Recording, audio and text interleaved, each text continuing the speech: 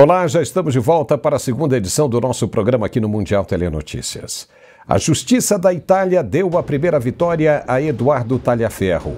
Revogou sua prisão domiciliar e expôs os excessos do STF que tenta sua extradição com acusações frágeis e politizadas.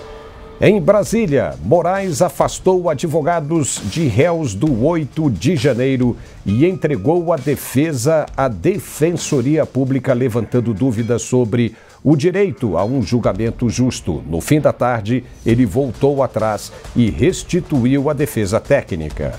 Na Venezuela, Nicolás Maduro revelou o desespero, ofereceu petróleo, ouro e até rompimento com aliados como Rússia, China e Irã para evitar a intervenção dos Estados Unidos. Já Maria Corina Machado conquistou o Nobel da Paz, dedicando ao povo venezuelano e ao apoio de Donald Trump. E em Washington, Melania Trump anunciou que mantém canal direto com Putin e já conseguiu repatriar crianças da guerra na Ucrânia. 8 delas voltaram para suas famílias nas últimas 24 horas. Essa segunda edição do nosso programa diário já está no ar, está muito legal e a gente volta logo depois do recado de nosso apoiador. Até já! Meu nome é Patrícia Fonseca, uma artrose que eu tenho no joelho muito grave, então eu exagerei um pouquinho lá no meu trabalho e não adiantou nada, eu fiquei umas 2 semanas acamada, andando de muleta dentro de casa. E eu estava desesperada, porque eu tinha tomado antibiótico, analgésico, essas coisas, e não melhorava só na hora. Quando eu me dei por mim, eu já tinha 10 dias, 15 dias mais ou menos que eu estava tomando, para mim está sendo muito bom mesmo. Eu recomendo articular, realmente eu estou 100% bem, graças a Deus. Olá, Paulo, é com grande alegria que eu venho aqui mais uma vez nesse programa maravilhoso falar sobre esse produto sensacional, falar sobre esse produto que dispensa comentários, que de fato está transformando a vida de muita gente. Nós fazemos questão todos os dias de colocar depoimentos, de colocar histórias, testemunhos reais de pessoas, de clientes que estão tomando esse produto, que estão tendo realmente uma mudança no seu dia a dia. E é claro que a gente, quando fala de dor, a gente está falando de um sofrimento que começa bem pequeno, mas ele chega no estágio que faz você perder noites de sono, que faz você ter ansiedade, que faz você trabalhar menos, que faz você se sentir incapaz. Quem sofre com dor, sofre de verdade, e só quem passa por isso é quem entende. É só quem sente na pele, é só quem gasta tudo que tem de dinheiro com remédio de farmácia, é só quem passa noites em claro sem dormir por conta da dor que entende o que passa. Então, para você que tem essa rotina, infelizmente, dessa forma, não está conseguindo trabalhar direito, você que trabalha com repetição, você que tem uma carga excessiva durante o dia e quando chega à noite não consegue mais aproveitar a família, não quer saber da esposa, não quer saber do marido, só quer saber de cama e travesseiro porque não aguenta mais o desgaste. Gente, o Articulark é o único produto no Brasil comprovado pela Anvisa, Ministério da Saúde, que tem a maior eficácia, que consegue acabar com a dor já na primeira semana de uso. É incrível a força que esse produto tem. E o resultado dele é muito rápido assim, já é na primeira semana, justamente porque ele tem uma fórmula dedicada para isso. É uma fórmula que tem todas as propriedades que um ortopedista recomenda para quem sofre com dor. Ele tem uma alta concentração de condroitina, ele tem já o magnésio, ele já possui a cúrcuma, vitamina D, cartilagem C2 e o principal de tudo é que esse produto é um produto rico em ácido hialurônico ortopédico. E hoje o Articulark é o que tem de mais tecnológico para você que sofre com dor, porque o ácido hialurônico hoje ele substitui o que a prótese faz. ele entra no lugar da cirurgia. Hoje para quem tem desgaste, hoje para quem tem osso batendo com osso, hoje para quem tem aquele desgaste acelerado e tá estralando, tá dando aquela inflamação crônica, não tem para onde correr. Ou você faz uma cirurgia ou você faz um enxerto, infiltração, aplicação de ácido hialurônico, que é um resultado instantâneo. Eu vou dar um exemplo, um atleta profissional de alto rendimento, quando tem uma lesão, quando tem uma pancada, um desgaste, alguma coisa, o departamento médico, eles aplicam essa infiltração para resolver na hora. O que demoraria semanas ou meses, resolve em dias. Então é por isso que o Articular, que hoje é o que tem de mais tecnológico, é o único produto que acaba com a dor em uma semana de uso. Então para você que está me ouvindo agora, que sofre com artrite, artrose, você que tem desgaste no joelho, osso batendo com osso, fibromialgia, você vai pegar o telefone e vai aproveitar a promoção de hoje, porque hoje, para os 100 primeiros telespectadores que ligarem a partir de agora, vai ter um mega de um desconto e o pagamento só para novembro. É isso aí, você vai pagar só em novembro, então aproveita e ligue agora. 0800 591 4391 0800 591 4391. Vou repetir. 0800 591 4391. A ligação ela é gratuita. A entrega do produto ela é imediata. Eu vou te entregar o produto agora, você vai receber, vai usar, vai sentir toda a diferença, vai contar o seu depoimento aqui com a gente e você só paga em novembro e ainda ganha de presente 2 pomadas massageadoras, pomada diurna, pomada noturna, ganha um aparelho de massagem profissional e aquele robô aspirador que vai limpar sua casa para você e tem condição especial para você que é aposentado ou pensionista. Então ligue 0800 591 4391 0800 591 4391, Paulo. Legal, já vamos em frente. A justiça italiana deu um passo importante a favor de Eduardo Talhaferro, ex-assessor de Alexandre de Moraes, ao revogar a prisão domiciliar que o mantinha confinado desde outubro.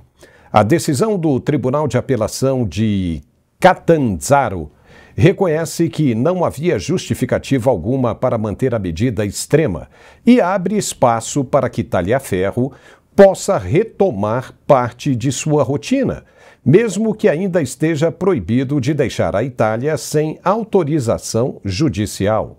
Isso é até bom para ele. Para a defesa, é a primeira vitória de um processo que, desde o início, carrega fortes indícios de abusos. Veja. A defesa constituída aqui no Brasil do senhor Eduardo Talhaferro tem a alegria de comunicar que as cautelares na Itália foram revogadas, estando ele livre para circular por toda a Itália. Esse é o primeiro passo para demonstrar que o processo de extradição é completamente viciado, desnecessário e visa única e exclusivamente a perseguição do senhor Eduardo Talhaferro. Vamos para os próximos passos.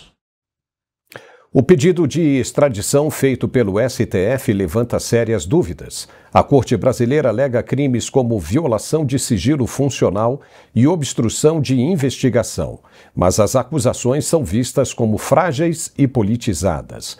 A insistência em usar o aparato internacional para tentar trazer Talhaferro de volta ao Brasil soa mais como um movimento político do que jurídico, sobretudo diante do histórico recente do Supremo em processos polêmicos relacionados a 8 de janeiro. Ao mesmo tempo em que a Itália demonstra cautela e respeito às garantias individuais, o STF expõe a pressa de enquadrar um ex-assessor como peça de um tabuleiro maior, ignorando a necessidade de provas sólidas e de um devido processo justo. Talhaferro continua com restrições, mas a decisão italiana sinaliza que o cerco montado pelo Supremo Tribunal Federal pode não resistir ao crivo de uma justiça menos comprometida com pressões políticas e mais atenta ao equilíbrio entre acusação e defesa. Vamos conversar agora com o nosso analista de geopolítica, Gerson Gomes. Gerson Gomes, no seu ponto de vista, o que representa isso? Seja bem-vindo. Estamos sem som, Gerson, estamos sem som seu. Agora sim. Beleza. Bom, tá de volta, Paulo. Muito bom. Semana cheia de notícias. Hoje vai ser até difícil a gente comentar tanta coisa que está acontecendo. Mas vamos lá, do Tagliaferro, porque é uma notícia boa e interessante, até porque o Lula estará semana que vem na Itália, estará em Roma, para uma reunião da FAO, e ali, dentro daquelas pautas, né, que ele sempre pelo menos se manifestou mundialmente como defensor, né, das causas, a FAO que trata da questão da alimentação, da agricultura, e ele tem aquela proposta dele que, desde o seu primeiro mandato, quando ele falava do Fome Zero, e agora ele tem uma outra proposta em relação a isso, mas o fato é que ele pretende conversar também com o Papa, e o Papa que é americano, diga-se de passagem, o Papa também que já se manifestou contrário a perseguição política feita a jornalistas, e veja só, o que na verdade hoje o tribunal da Itália começa a reconhecer, e há uma diferença, obviamente, com o caso da Carla Zambelli, que a gente precisa entender que a Carla está condenada e chega com uma decisão tomada pelo Supremo Tribunal Federal, e o contexto do que acontece com a Carla é diferente do Tagliaferro, porque ele não tem nenhuma condenação, o seu pedido de prisão é muito semelhante ao que aconteceu com Alan dos Santos, com outros jornalistas, até mesmo na Espanha. Agora nós temos jornalistas perseguidos políticos no exílio na Polônia, na Espanha, temos na Itália refugiados do 8 e 9 de janeiro, temos na Argentina, aqui nos Estados Unidos, ou seja, o Brasil hoje tem exilados políticos por causa da perseguição que é feita ali pelo ministro Alexandre de Moraes, que é o testa de ferro dessa perseguição, em vários países. E a Itália, uma coisa que me chamou a atenção foi que o Tagliaferro nos contou aí nas suas entrevistas que quando ele compartilhou com aquele ministro, com aquele juiz, a situação do Alexandre de Moraes exótica, de que ele integrava, o Tagliaferro, a equipe do ministro Alexandre de Moraes, ele faz uma denúncia e, por incrível que pareça, o próprio denunciado é o relator do caso, é quem pede a sua prisão, é quem pede a sua extradição, ou seja, é tão patente essa excrescência do que acontece no Brasil, que o próprio juiz teve dificuldade de entender, aliás, ele nem sabia quem era Alexandre de Moraes.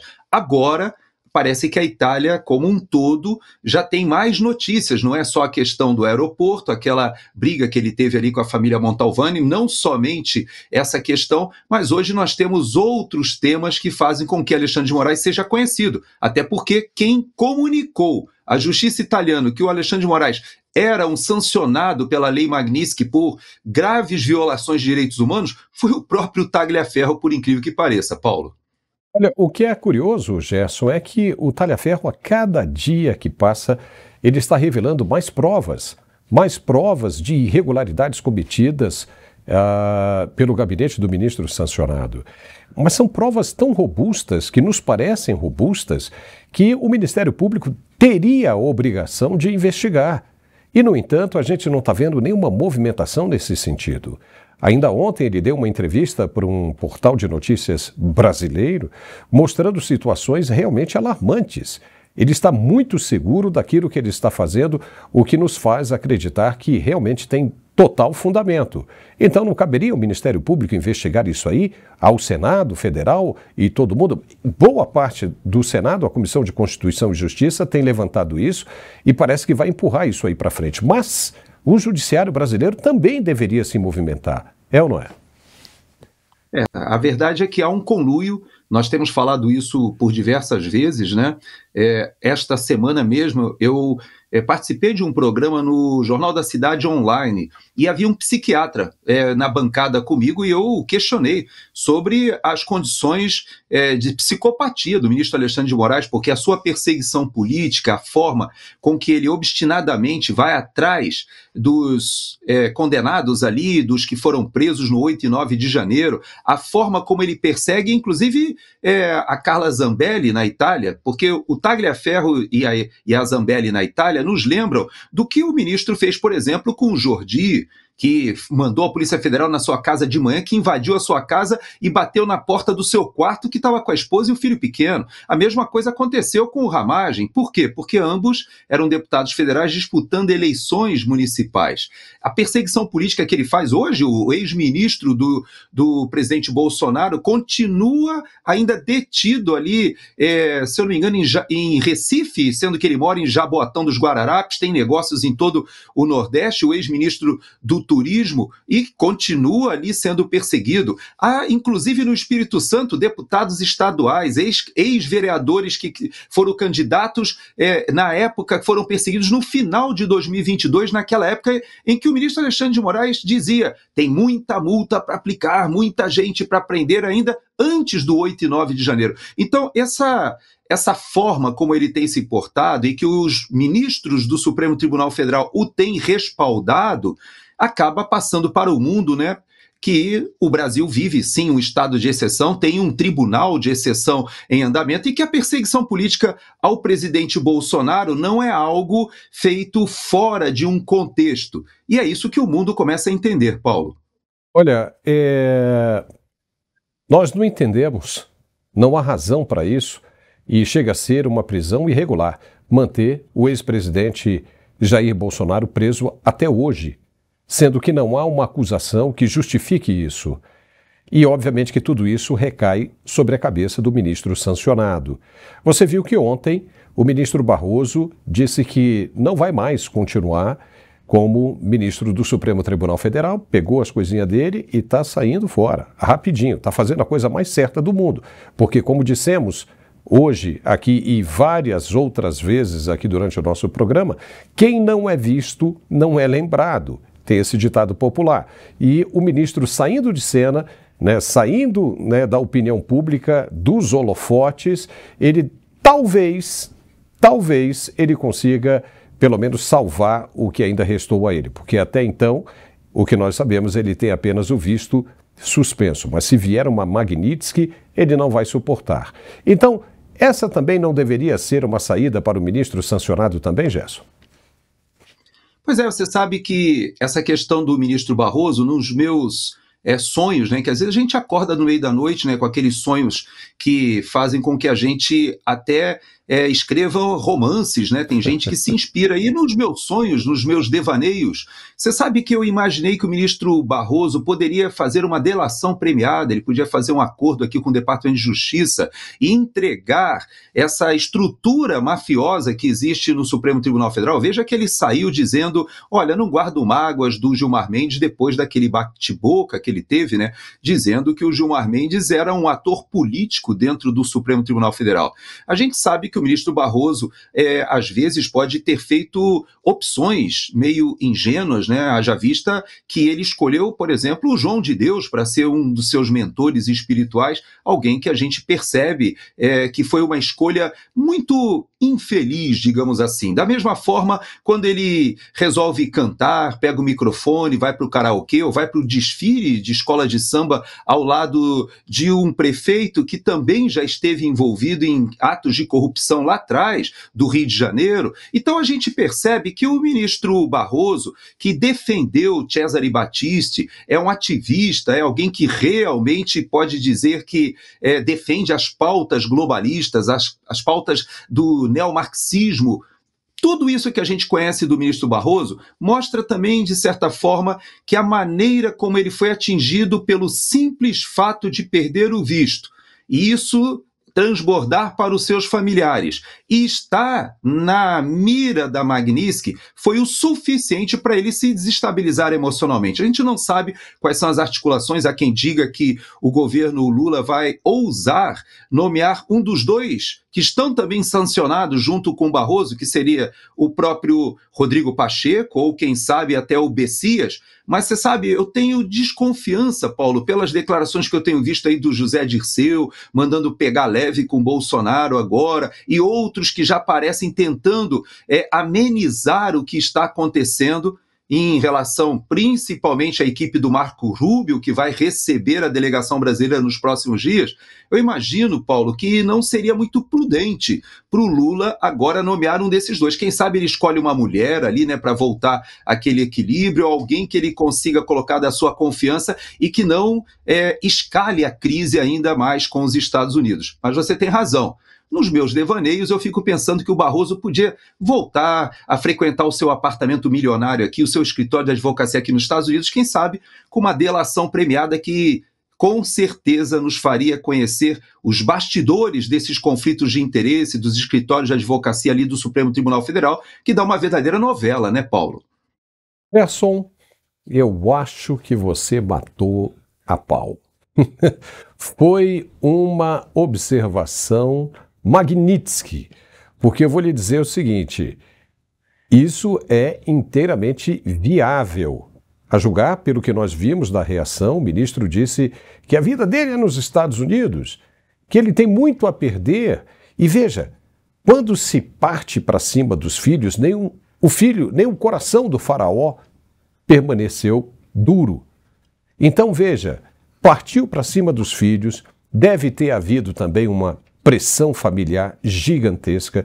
Os filhos já estavam ali muito bem encaminhados, com o escritório jurídico na Brickell Key, muito provavelmente é na Brickell Key, eu não sei se é na Brickell Key ou se é na Brickell, mas seja onde for ali na Brickell, é maravilhoso e com toda certeza não deve ser um escritório alugado, e sim um escritório comprado, já com de repente uma cartela de clientes, né, promissora, crescendo, e os filhos caminhando para uma carreira sensacional, com a filha indo também, muito provavelmente estudar em Harvard. É muito a perder, é muito a perder. E de repente saindo de cena num momento como esse, uma delação premiada, a exemplo do que foi feito pelo Hugo Carvajal aí, com relação a todo esse lado aí da América Latina. E aí sim, de repente, os caras já cancelam qualquer coisa, devolvem o visto para ele, porque veja bem, o senador Marcos Duval tinha um visto ali de ajudante de informante, né, segundo ele mesmo falou. A gente nem sabia que existia um visto de informante, então parece que é uma coisa secreta. Então, de repente, tudo se restitui, né, ao ministro, inclusive os sonhos dele, para ele e para o filho dele, se abrir mão disso aí. Você falou uma coisa muito certa, ele é progressista, ele é globalista, mas no fundo gosta do capitalismo de sempre, né? De gastar o seu dinheiro, de passar a vida ali em Key Biscayne, num apartamento de 22 milhões de reais, pago à vista, entendeu? E aquilo ali é um paraíso, é sensacional, você ficar ali no quarto andar, vendo o oceano o tempo todo, chega num momento que até enjoa, né? Mas é relaxante, é sensacional. Então, de repente, você tocou num ponto aí que eu acredito que muita gente vai perder o sono, hein? Muita gente que está ouvindo a gente vai perder o sono, hein, Gerson? Muito bem, parabéns. Vamos lá. Eu tenho outros assuntos, eu poderia aprofundar, porque o ministro Barroso, na verdade, ele é um saco sem fundo, né, de assuntos que a gente poderia, desde o perder o Mané numa mola, até nós derrotamos o bolsonarismo, até aquela entrevista que ele deu, acho que no Roda Viva, em que ele fala sobre os crimes da Lava Jato com detalhes, é alguém que conhece os bastidores, sabe exatamente, inclusive, das ligações do governo Lula com Chávez e Maduro, da corrupção, e no ensejo aí do Prêmio Nobel, que nós vamos falar daqui a pouquinho, da Maria Corina Machado. Ele sabe de tudo que aconteceu naquele período. Olha, se tem alguém que, nos meus devaneios, seria um ótimo candidato à delação premiada aqui do Departamento de Justiça, seria o ministro Barroso. Vamos lá, vamos torcer, né? Quem sabe eu não estou... Vamos torcer, rapaz. Aí tudo se resume. Aí, por exemplo, se ele estragou alguma coisa para o Brasil, está aí uma excelente oportunidade de consertar. Principalmente, veja você, lembra quando ele falou que eleição não se ganha, se toma? A negociação que ele fez com os Estados Unidos, com o pessoal da USAID, que dinheiro foi usado? Será que houve mesmo um pleito inteiramente limpo ou não houve? Né? Ou seja, tudo isso pode ser questionado e respondido pelo ministro entre quatro paredes, entendeu? Então pode ser uma coisa... Em última análise, ele pode dizer assim, olha, eu fiz tudo isso, me aproximei do Departamento de Estado, do governo dos Estados Unidos, porque eu acreditava à época que era a melhor da política externa do governo americano. Mas como a política agora mudou, eu quero dizer que eu me retrato e eu reconheço que as minhas iniciativas lá atrás talvez não sejam muito felizes, né? E que eu possa me retratar, quem sabe, né? O fato é, Paulo, que o ministro Barroso é alguém que agora, recentemente, começa a mudar seu discurso, dizendo, talvez as penas tenham sido muito duras, eu mesmo não concordava muito com aquilo que estava acontecendo, e ele começa a tentar rever um pouco das suas posições. Medo da Magnitsky, talvez, porque ele tem outros investimentos em offshores aqui, ligadas ao governo dos Estados Unidos, ele tem outros negócios aqui, pode ser que ele tenha muito mais a perder, vamos lá. Vamos aguardar. Se tem alguém que conhece os bastidores do Gilmar Mendes, conhece os bastidores ali do Alexandre de Moraes, que foi indicado pelo PT, mas foi uma peça central na condenação de Lula, era muito contundente os seus discursos contra a corrupção. Esse alguém aí é o Barroso, né? Vamos aguardar. Alguém pode lançar aí uma hashtag Delata Barroso, que aí pode ir para a França, pode ir para a Bélgica, pode ir para onde quiser e viver maravilhosamente com seus bilhões de dólares aí, que com toda certeza, porque quem paga 22 milhões de reais num apartamento à vista tem muito dinheiro ainda sobrando, né? Mas Gerson, fica só um minutinho aí, porque falar em dinheiro a gente precisa também, né? Tá aqui, ó. Se você gosta de perfume, você precisa conhecer esse aqui. A fragrância desse aqui é sensacional. O nome dele é Uma Noite em Sevilha.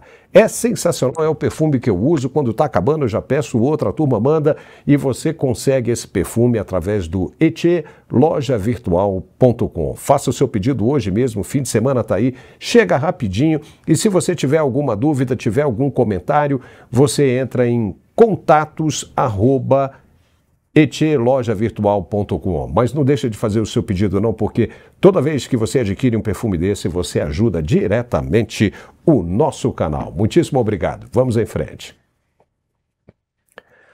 E já que nós estamos falando aí do ministro, né, do STF, o ministro sancionado, Alexandre de Moraes, havia tirado os advogados particulares de Felipe Martins e Marcelo Câmara, réus em um processo sobre a suposta trama golpista de 8 de janeiro de 2023. O motivo foi que os advogados não entregaram no prazo um documento importante para a defesa, que eram as alegações finais. Moraes achou que eles estavam tentando atrasar o caso de propósito e passou a defesa para a Defensoria Pública, que agora iria, né? Agora não vai mais, mas iria representar os réus. Essa decisão prejudicava Martins e Câmara diretamente, pois eles chegaram a perder os advogados que escolheram lá atrás, o que é um direito importante. A Defensoria Pública é competente, mas podia não conhecer tão bem o caso quanto os advogados anteriores, o que pode enfraquecer a defesa e prejudicar com toda certeza os réus em questão. Além disso, as acusações contra os réus são vistas por muitos como fracas, baseadas mais em suposições do que em provas claras. A pressa de Moraes para acelerar o processo parece ignorar esse problema, focando mais em rapidez do que em justiça. Tirar os advogados assim daria a impressão de que o STF está sendo duro demais, o que levanta dúvidas sobre se os réus estão tendo um julgamento justo. Mas no fim da tarde desta sexta-feira, o ministro botou a mão na consciência, voltou atrás e restituiu a defesa técnica dos acusados. Gerson, qual é a sua opinião sobre isso? Aparentemente, o ministro Alexandre de Moraes, ele está sob pressão, e o que me lembra que talvez não seja somente o ministro Barroso que esteja passando por esses momentos complexos. Porque veja que o ministro Alexandre de Moraes, ele perde a mão, não somente em relação à defesa do Felipe Martins, mas também porque ele já vem tomando atitudes, a própria forma como ele vai atrás do Tagliaferro na Itália, em que o próprio Tagliaferro diz que o instrumento que foi utilizado, onde o ministro se comunica diretamente, sem utilizar o Ministério da Justiça, os termos que são utilizados, na verdade são tiros no pé, são um reconhecimento de que a perseguição que ele faz a alguém que o está acusando, e ele mesmo é relator do caso, ele mesmo determina a prisão, isso vai passando uma ideia e que, de fato, aquilo que todos os jornais, inclusive do mainstream jornalístico, já reconhecem, que agora que já conseguiram atingir o Bolsonaro, que tal voltar àquele Estado de Direito que nós conhecíamos antes do amigo do meu pai, ali da revista Cruzoé. Então você veja que essa bola de neve que foi criada, em que foi se avançando, e hoje a gente sabe, graças ao Tagliaferro e graças até o trabalho que vem sendo feito por outros jornalistas no Brasil, que mostram que a Vaza Toga, ela representa uma erosão do Estado de Direito no Tribunal Superior Eleitoral e a conexão do Supremo Tribunal Federal, que é uma excrescência. Então você veja que acho, Paulo, que hoje é muito difícil que o ministro Alexandre de Moraes já não consiga ou consiga manter o seu equilíbrio emocional nas suas decisões. Eu acho até que seria uma boa saída você argumentar pela incapacidade emocional, mental, quem sabe ele até se retirar dos casos, porque a pressão sobre ele é muito grande. Veja que o ministro Gilmar Mendes o elogiou, dizendo que é alguém que faz a defesa das instituições. O próprio ministro Barroso, na sua despedida,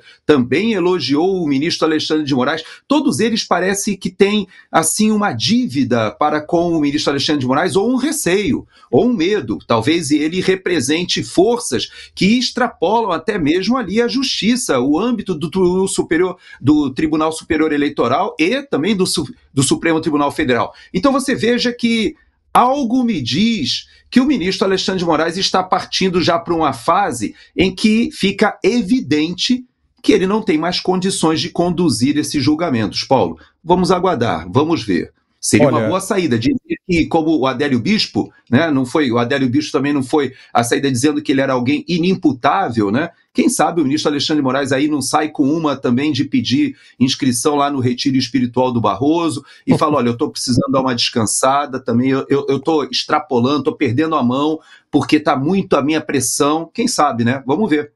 Não há outra saída, porque se continuar aí nesses processos, só vai piorar a situação, porque o Felipe Martins está sendo julgado por uma coisa que não cometeu, que todo mundo viu. Os delatores todos disseram que ele não estava na reunião, que supostamente, o ministro disse que estava, e, no entanto, ele está sendo julgado e pode ser condenado a mais de 40 anos de prisão por causa disso, por uma situação em que ele não se meteu. Fica mais parecendo uma vingança por ele ter resistido até o fim, sem delatar, sem contar mentira, coisa que não aconteceu com o Mauro Cid. Mas, Gerson, eu vou ter que chamar aqui agora o nosso apoiador, rapidinho, e daqui a pouco a gente volta, porque ainda tem muita coisa interessante para a gente comentar. É rapidinho, até já.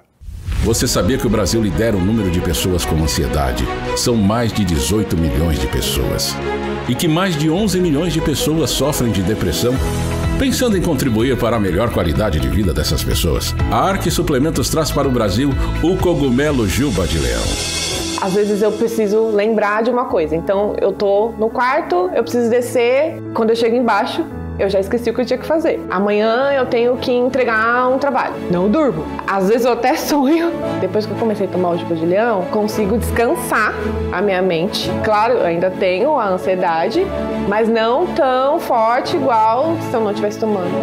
Eu comecei a perceber que a fase do esquecimento melhorou bastante, porque agora eu consigo iniciar uma atividade e concluir. O Juba de Leão é um suplemento natural utilizado na Ásia há milhares de anos e traz benefícios comprovados pela ciência. Ele vai te ajudar a diminuir os sintomas da ansiedade, da depressão, TDAH, além de ajudar a aumentar o foco e a concentração no trabalho, ajuda no cansaço físico e mental e pode ser usado até por crianças, auxiliando no aumento do aprendizado.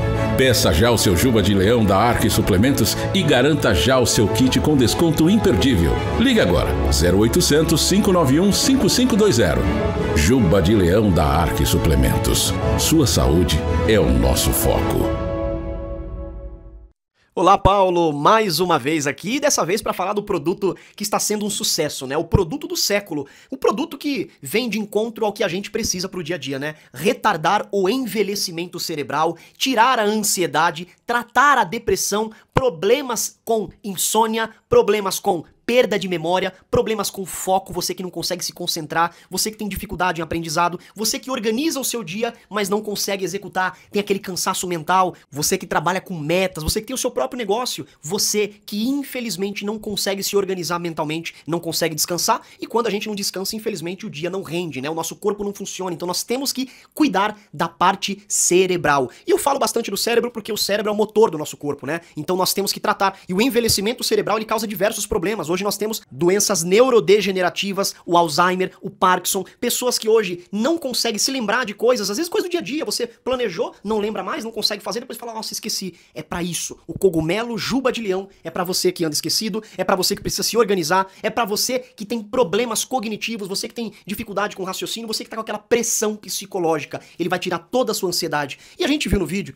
que hoje o Brasil é líder em pessoas com ansiedade. E é mesmo, são mais de 18 milhões de brasileiros que estão diagnosticados com ansiedade. E hoje a gente vê muitas pessoas no celular. A tecnologia que trouxe muitos benefícios também trouxe malefícios para a humanidade, né? Hoje você vê uma pessoa inteira ligada no celular. É restaurante no celular, é no parque é celular, as crianças no celular. E por falar em crianças, esse produto é um produto especial para criança. Aquela criança que não tá conseguindo se desenvolver, aquela criança que tem dificuldade com foco, aquela criança que tem autismo, aquela criança com TDAH, você que tem um filho, um neto, uma pessoa da sua família que sofre com esse tipo de problema, o cogumelo Juba de Leão vai ajudar porque ele trabalha diretamente na parte neural, ele melhora a comunicação dos neurônios e ele tem uma ação gastroprotetiva, porque o nosso intestino, o estômago, ele é uma extensão do nosso cérebro. Então, se o cérebro está bem, o intestino funciona bem, o estômago funciona bem, a digestão funciona bem, e quando não tá bem, também tem problemas. É por isso que as pessoas, quando ficam nervosas, tem aquela gastrite nervosa, sabe? Aquele ataque, aquela queimação. Você que tem bactéria H. pylori, você que tem úlcera, gastrite nervosa, o cogumelo Juba de Leão, ele tem uma ação de cauterização na parte estomacal, que vai tratar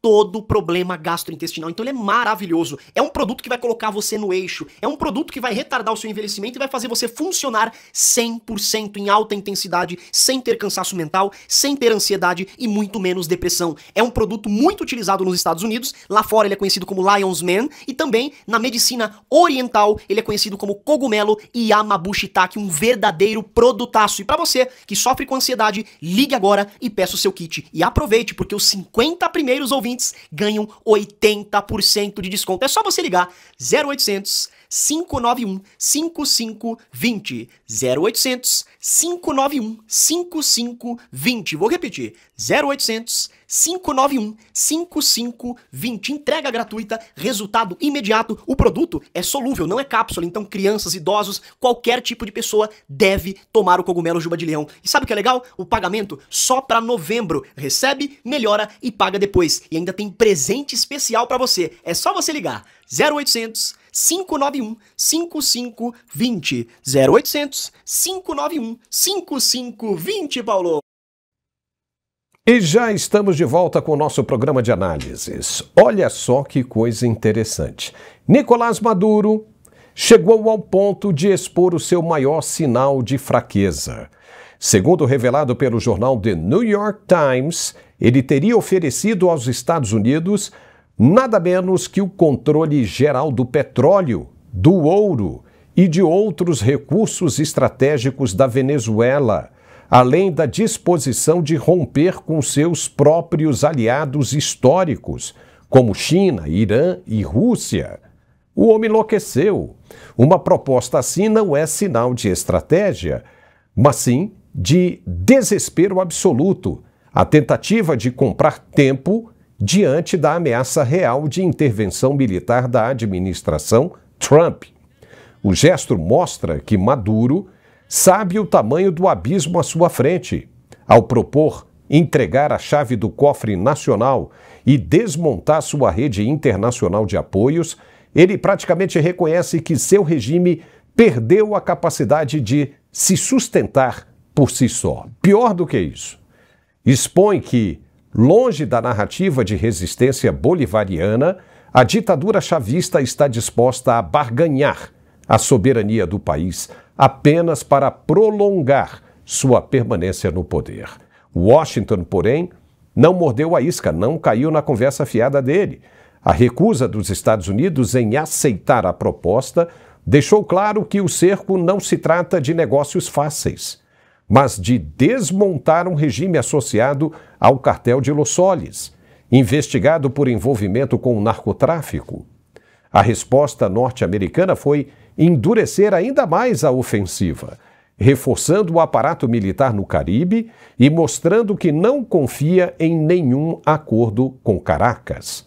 O quadro revela que Maduro vive um equilíbrio instável, acuado internamente por uma economia devastada, destruída e internacionalmente isolado, vê suas cartas de negociação se esgotarem. Essa oferta de entregar riquezas nacionais e cortar laços com potências que lhe dão sobrevida não é apenas um recuo tático, mas o retrato de um líder que pode cair a qualquer momento, encurralado entre a pressão externa e a perda de legitimidade dentro do seu próprio país. Gerson Gomes, esse assunto eu sei que você gosta também bastante. Nicolás Maduro pode cair a qualquer momento, inclusive neste fim de semana. O que você tem a dizer sobre essa situação? De entregar ouro, entregar petróleo, isso representa um desespero danado, né? Na verdade, o Nicolás Maduro, ele reconhece que existe sim uma disputa geopolítica na região. Ele atribuía, né, muito do que o presidente Trump vem fazendo nesse seu segundo mandato a um interesse no petróleo, no ouro. Mas, na verdade, Paulo, é que o Nicolás Maduro foi salvo pela ação, por incrível que pareça, do sistema mundial, do neomarxismo mundial, dos globalistas que fizeram aquela grande operação que o ejetou do poder em 2020. Se o Trump tivesse sido reeleito, o Maduro não estaria mais no governo, com certeza. Veja que o presidente Bolsonaro, em uma entrevista recente, quando ele ainda podia, né, fazer as suas entrevistas, suas participações, ele fez uma entrevista para um jornalista aqui dos Estados Unidos. Na verdade, é alguém que é um apresentador de um grande canal aqui, muito assistido aqui nos Estados Unidos, e ele confidenciou que tratou com o presidente Trump durante o seu mandato a questão da Venezuela, e que o próprio presidente Bolsonaro disse que a questão da Venezuela não foi endereçada definitivamente porque o mandato do presidente Trump foi interrompido. Mas agora, ele que na primeira vez ele tentou uma saída institucional, veja que ele apoiou o Juan Guaidó, ele de certa maneira entendeu que o parlamento da Venezuela tinha força para fazer uma transição democrática e viu que isso não funcionou. Maria Corina Machado, por outro lado, fez uma estratégia de avançar por uma eleição de um presidente, que é o que acabou acontecendo com Edmundo Gonzalez. E, ao assumir o poder, o Trump já encontra uma situação na Venezuela completamente diferente. Mais de 80% da população, 75%, 80% da população, se manifestou nas urnas contrária à permanência de Nicolás Maduro. Apesar dele nunca ter apresentado as atas e ter se autodeclarado vencedor, existe a publicação de que o presidente eleito, inclusive com apoio das famílias militares e dos militares. Pouca gente fala disso, nós falamos isso aqui reiteradamente, que as sessões eleitorais nos bairros onde os militares moram, né, junto às bases militares, às vilas militares, nessas zonas eleitorais, o Edmundo Gonzalez ganhou com mais de 70%. Então você veja que o momento para ele se manter é quase impossível, Paulo. Hoje, nós temos uma situação do entorno que faz com que os militares da Venezuela saibam que ele foi equiparado a Osama Bin Laden, no que diz respeito não só à característica como um líder terrorista, mas até na recompensa que está sendo paga pelo governo americano.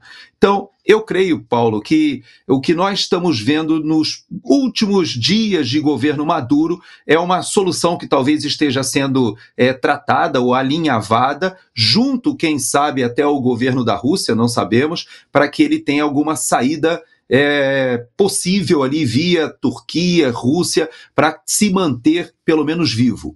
Eu não acredito que ele vá persistir muito mais tempo, até porque o governo americano, a única diferença dele para o Osama Bin Laden é que o Osama Bin Laden, a recompensa era vivo ou morto. E no caso do Nicolás Maduro, ainda se mantém a ideia de que ele deve ser preso e trazido para a justiça aqui nos Estados Unidos, Paulo.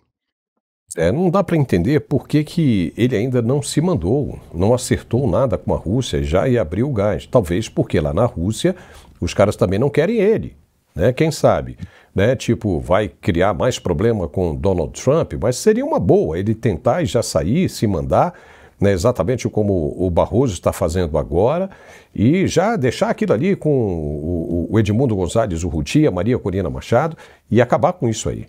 Mas o cara está apostando, né? De repente ele está apostando, né, numa situação que ele não tem como vencer. Talvez seja por isso. Os caras já disseram lá, não, aqui nós não queremos você.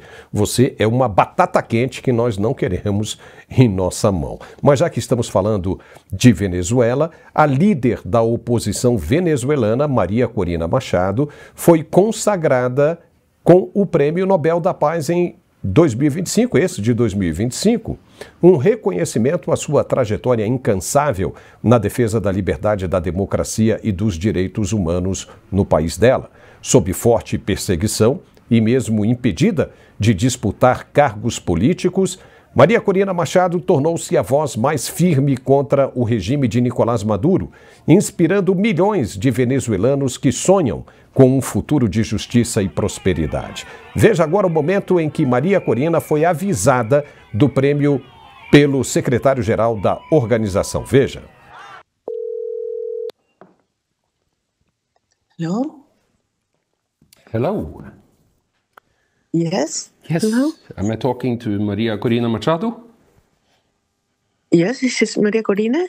Yes, Maria Corina. My name is Christian Berghardt Piken. I am the secretary of the Norwegian Nobel Committee in Oslo. And I'm calling to inform you that in a few minutes it shall be announced here at the Nobel Institute that you will be awarded the Nobel Peace Prize for 2025. Oh my God.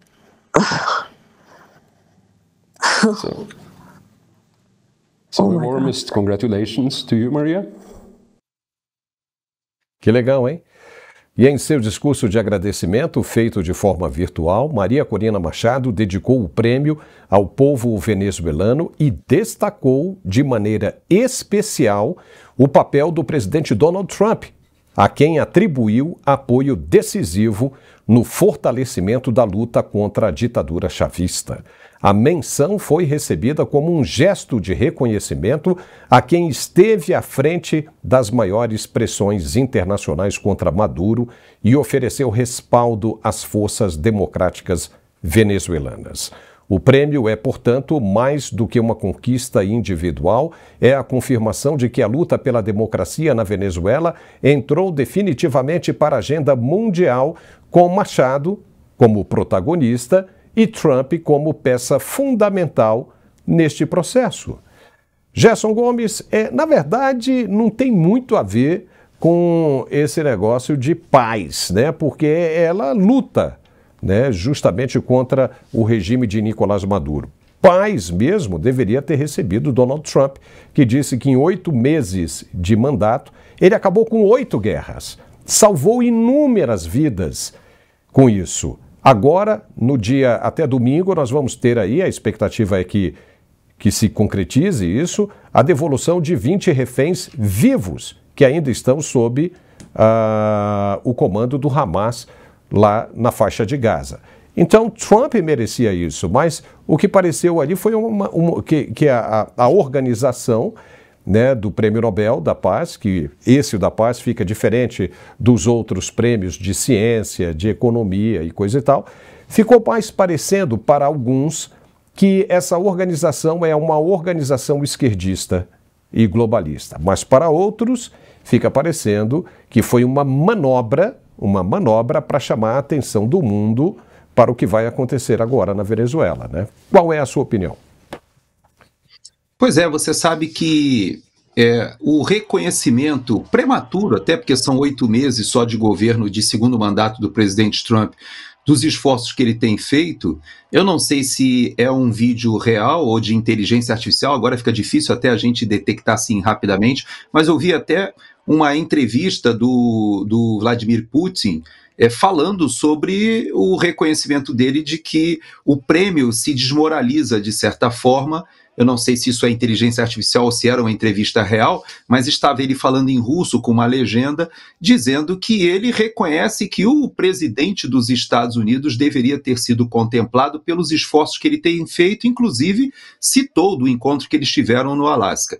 O fato, Paulo, é que esse prêmio, independente se é um grupo mais ligado aos globalistas ou um grupo europeu até que tem uma série de ressentimentos com a agenda do presidente Trump, o fato real é que a Maria Corina Machado, sendo eleita ou escolhida para receber esse prêmio, traz a atenção do mundo inteiro, coloca sobre a Venezuela e sobre a América do Sul, por que não dizer, uma lente que não é muito comum. Você sabe que o nosso subcontinente ali da América do Sul, em especial, é um subcontinente que não tem muitas guerras, não tem, aliás, pouquíssimas guerras. A última guerra realmente foi ali uma escaramuça ali entre o Peru e o Equador, ali no Cenepa, mas na década de 90. Guerra mesmo, a gente não tem, é um subcontinente em que nós temos um país gigantesco como o Brasil, que faz fronteira terrestre com 10 países e que não tem contencioso de fronteira. É impressionante.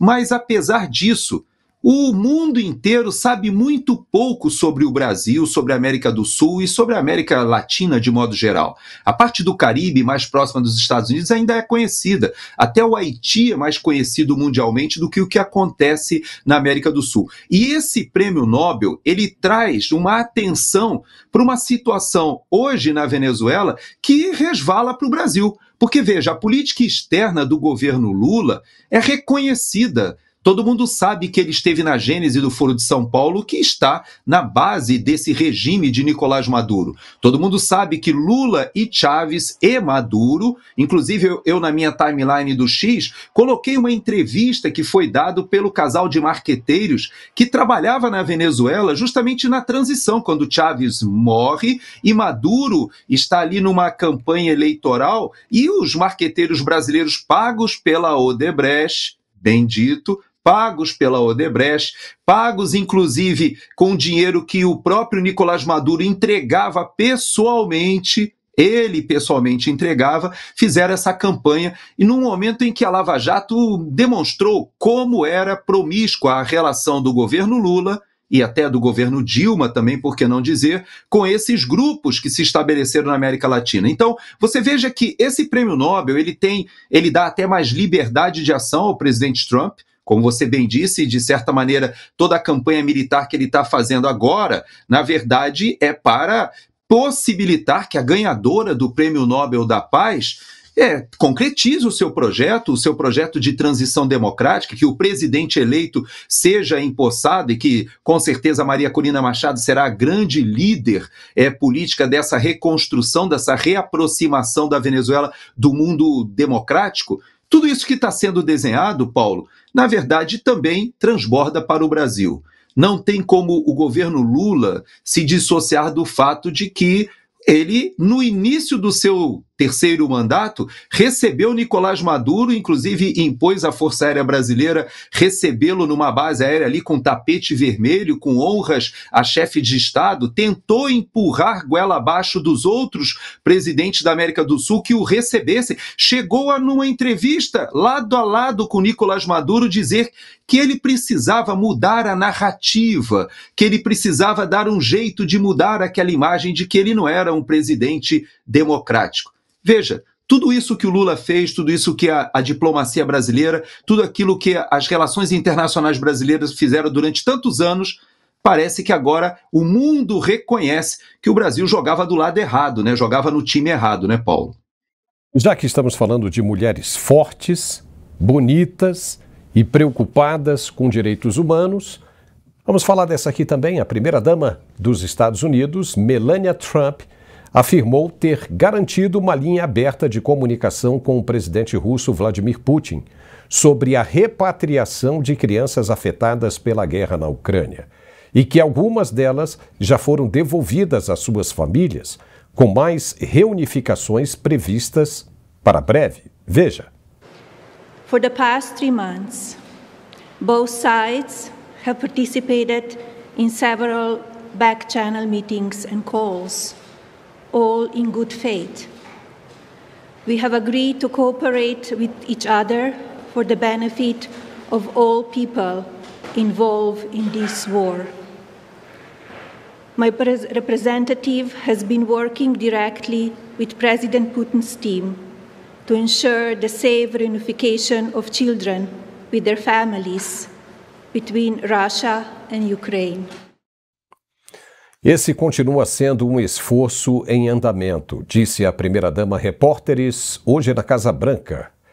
Ela contou que Putin respondeu a uma carta dela enviada no início do ano e que ambos permanecem em contato. Melania disse ainda que sua representante, como você viu, está trabalhando diretamente com a equipe de Putin para garantir a reunificação segura das crianças com suas famílias entre Rússia e Ucrânia. Segundo ela, 8 crianças foram devolvidas às suas famílias nas últimas 24 horas. Gerson, isso sim que é um trabalho maravilhoso e admirável de uma primeira-dama, né?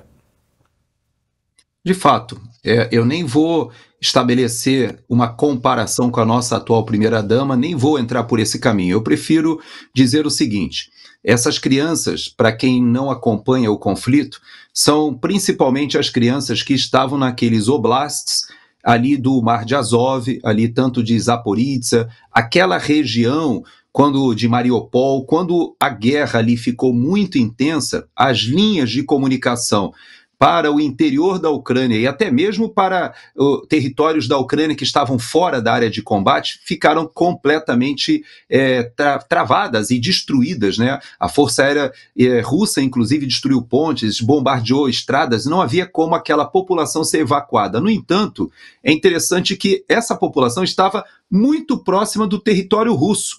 Então, vários optaram por se deslocar para o território russo e famílias foram separadas e crianças foram muitas e muitas vezes levadas para a Rússia para sair da zona de combate, e esse é o argumento que os russos davam. Mas o fato é que, se isso é verdade ou não, o que importa é que agora, pelo menos o presidente Putin, ele dá sinais de buscar uma solução até atendendo os esforços do governo americano. Veja que, se nós olharmos a fragilidade do governo russo, que hoje foi obrigado a depender totalmente da China até para a manutenção do conflito, a China hoje investe não somente comprando petróleo, mas até ajudando com tecnologia, com satélites, até com tropa.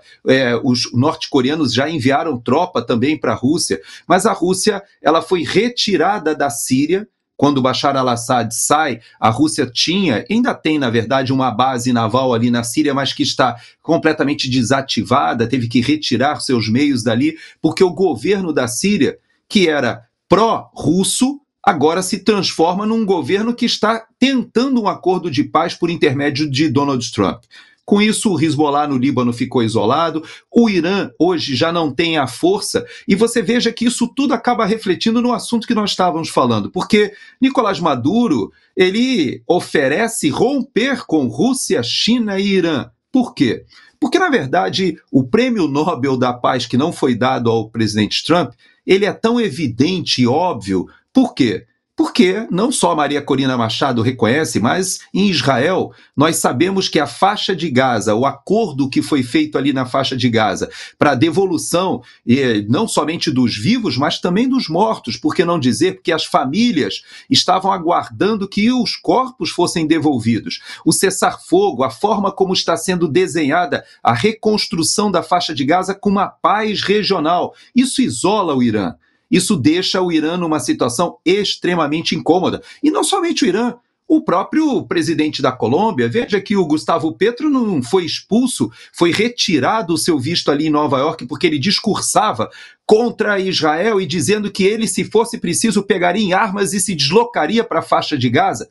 E, de repente, tudo isso cai, tudo isso perde espaço. Por quê? Porque o presidente Trump, com as suas decisões geopolíticas, ele redesenha toda essa dinâmica, seja na África, seja no Oriente Médio, por que não dizer, seja ali no Indo-Pacífico, ele que promoveu ali um cessar-fogo e um acordo entre Índia e Paquistão, ele que também avança sobre o leste europeu. Então, a primeira-dama parece, Paulo, que respalda aquilo que o Marco Rubio falou numa entrevista ontem, porque ele disse o seguinte, que o acordo de paz na faixa de Gaza, ele aconteceu por quê? Porque Trump atropelou os líderes europeus e globalistas que, na verdade, conspiravam contra o acordo quando diziam que queriam reconhecer o Estado palestino, dando um prêmio, na verdade, ao Hamas. Então você veja que ela faz uma política de aproximação, uma política realmente tentando obter a paz ali para a Ucrânia. Como o Donald Trump, aparentemente, não sabemos ainda se o Hamas vai honrar, né, o acordo, mas aparentemente eles estavam tão cercados, tão fragilizados e já nas últimas, porque possivelmente as forças de defesa de Israel fariam um ataque decisivo, parece que por causa disso eles resolveram negociar. O fato, Paulo, é que a primeira-dama dos Estados Unidos ela está colimada, ela vai na mesma direção da política externa do governo americano. E tudo leva a crer que hoje o mundo já sabe que o que Maria Corina Machado representa é que a perseguição política que foi feita a ela, a retirando do pleito de 2024, é o que está acontecendo também no Brasil. Você não acha tanta coincidência, Paulo, que no Brasil o principal líder da oposição, o presidente Bolsonaro, está sendo afastado da disputa eleitoral exatamente como Maria Corina Machado foi afastado? E eu vou te dizer mais, hein?